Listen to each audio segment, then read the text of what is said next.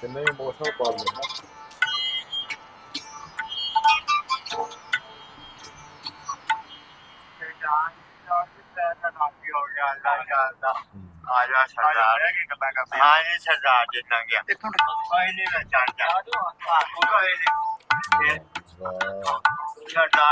ਬਾਬਾ ਜੀ ਤੁਹਾਡੇ ਵੱਲ ਦੇਖ ਕੇ ਇੱਕ ਗੱਲ ਮੇਰੇ ਦਿਮਾਗ 'ਚ ਆ ਰਹੀ ਆ, ਮੇਰਾ ਦਿਲ ਕਰ ਰਿਹਾ ਕਿ ਮੈਂ ਕਹਿ ਦਿਆਂ, ਘਰ ਛੋਟੇ ਤੇ ਦਿਲ ਵੱਡਾ। ਮੇਰੇ ਦਿਮਾਗ 'ਚ ਕੋਈ ਗੱਲ ਆਉਂਦੀ ਸੀ, ਵੇਖ ਲਓ ਘਰ ਕੱਚੇ ਨੇ ਤੇ ਦਿਲ ਕਿੰਨੇ ਵਧੀਆ ਨੇ, ਵੇਖ ਲਓ ਇਨਸਾਨ ਕਿੰਨੇ ਵਧੀਆ ਨੇ। ਬੇਸ਼ੱਕ ਘਰ ਛੋਟੇ ਨੇ, ਦਿਲ ਬਹੁਤ ਵੱਡੇ ਦਿੱਤੇ ਨੇ ਰੱਬ ਨੇ ਇਹਨਾਂ ਨੂੰ, ਤੇ ਬੜੀ ਖੁਸ਼ੀ ਆਉਂਦੀ ਹੈ ਇਹਨਾਂ ਦੇ ਇਨਸਾਨ ਨੂੰ ਵੇਖ ਕੇ। ਸੋ ਇਹ ਵੀਡੀਓ ਇਸੇ ਕਰਕੇ ਅਸੀਂ ਵੇਖਣ ਦੇ ਸੀਗੇ ਵੀ ਇਹਨਾਂ ਦੀ ਜਿਹੜੀ ਗੱਲਬਾਤ ਸੀ, ਇਹਨਾਂ ਦੇ ਜਿਹੜੇ ਇੱਕ ਇਮੋਸ਼ਨਲ ਪਲ ਸੀਗੇ, ਉਹਨਾਂ ਨੂੰ ਵੇਖਣਾ। ਠੀਕ ਆ, ਇਹਨਾਂ ਦਾ ਇੱਕ ਤਰੀਕਾ ਕਿੰਨਾ ਵਧੀਆ, ਦੇਖ ਲਓ ਉਹਨਾਂ ਤੇਲ ਚੋ ਕੇ ਸਵਾਗਤ ਕੀਤਾ, ਕਿੰਨੀ ਰਿਸਪੈਕਟ ਕੀਤੀ, ਜੱਫੀ ਪਾ ਕੇ ਮਿਲੇ ਨੇ ਤੇ ਕਿਹਾ ਕਿ ਮੇਰਾ ਪਿੰਡ ਆ ਗਿਆ। ਵਾਹ ਜੀ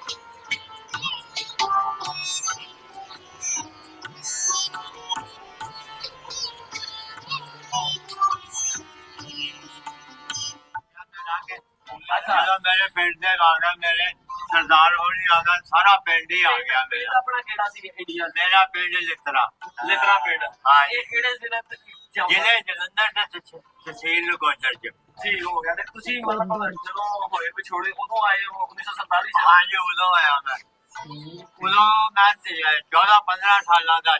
ਅੱਛਾ। ਹਾਂਜੀ ਉਦੋਂ ਜੀ ਉਧਰ ਡੀਪੂ ਵਿੱਚ ਹੀ ਆਟਾ ਲੱਭਦਾ ਸੀ ਆਪਣੀ ਚੀਨੇ, ਡੀਪੂ ਚ ਕੱਪੜਾ ਹੈ ਜੀ।